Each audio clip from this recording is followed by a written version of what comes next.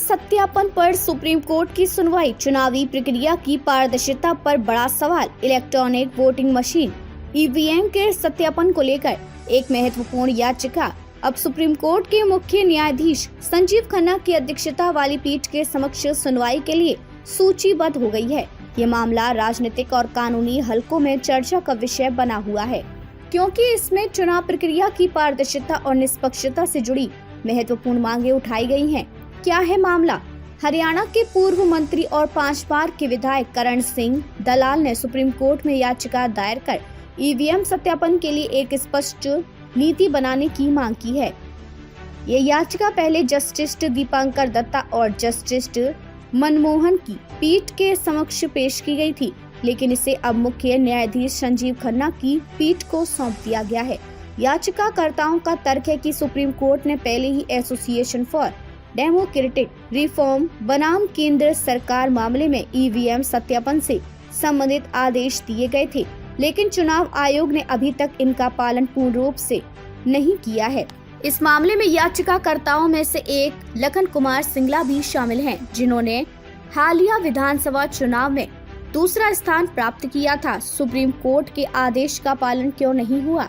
Supreme court ने अपने आदेश में स्पष्ट किया था कि चुनाव परिणाम घोषित होने के बाद दूसरे या तीसरे स्थान पर रहने वाले उम्मीदवार 7 दिनों के भीतर जिला निर्वाचन अधिकारी से ईवीएम सत्यापन की मांग कर सकते हैं। इसके तहत निर्वाचन क्षेत्र की 5% ईवीएम की वर्ट मेमोरी की जांच ईवीएम निर्माण करने वाली कंपनियों के इंजीनियर्स द्वारा की जानी थी। याचिकाकर्ताओं का कहना है कि इस आदेश के बावजूद चुनाव आयोग ने अब तक कोई स्पष्ट दिशा निर्देश जारी नहीं किए हैं, जिससे चुनावी प्रक्रिया पर सवाल उठ रहे हैं। क्या है बर्ट मेमोरी और इसका महत्व? ईवीएम में उपयोग किए जाने वाले सॉफ्टवेयर को वन टाइम प्रोग्रामेबल या मास्टर चिप में बर्न किया जाता है, जिससे इसमें दोबारा कोई बदलाव नहीं किया जा सकता। बर्ट मेमोरी का अर्थ है कि ईवीएम की मेमोरी एक बार प्रोग्रामिंग होने के बाद स्थायी रूप से लॉक हो जाती है, जिससे किसी भी प्रकार की छेड़छाड़ की संभावना समाप्त हो जाती है। याचिकाकर्ताओं का कहना है कि वर्तमान में चुनाव आयोग की स्टैंडर्ड ऑपरेटिंग प्रोसीजर में सिर्फ बेसिक जांच और मॉक पोल की व्यवस्था है, लेकिन बर्ट मेमोरी की विस्तृत जांच का कोई स्पष्ट प्रोटोकॉल नहीं है। वरिष्ठ वकील महमूद प्राचा का वीडियो से उठे सवाल।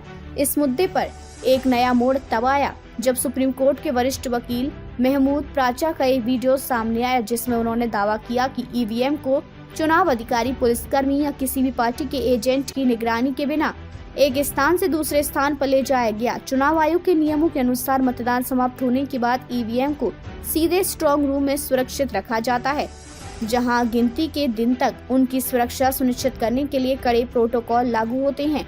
लेकिन अगर इस दावे में सच्चाई है तो ये भारतीय चुनाव प्रणाली की निष्पक्षता पर गंभीर सवाल खड़े करता है। चुनावी प्रक्रिया की सुरक्षा को लेकर बढ़ती चिंताएं। ईवीएम को लेकर विवाद कोई नया मुद्दा नहीं है, समय समय पर इस पर सवाल उठते रहे हैं। हालांकि चुनाव आयोग और सरकार का दावा है कि भारतीय ईवीएम पूरी तरह सुरक्षित है और इनमें किसी भी प्रकार की हेरफेर संभव नहीं है, लेकिन हालिया घटनाओं और वीडियो वायरल होने से आम जनता के मन में संदेह उत्पन्न हो रहा है। विशेषज्ञों का मानना है कि चुनाव प्रक्रिया की पारदर्शिता बनाए रखने के लिए सुरक्षा उपायों को और अधिक मजबूत किया जाना चाहिए। इसके लिए ईवीएम सत्यापन प्रक्रिया को और सख्त बनाने और बर्ट मेमोरी की नियमित जांच का प्रावधान लागू करने की आवश्यकता है।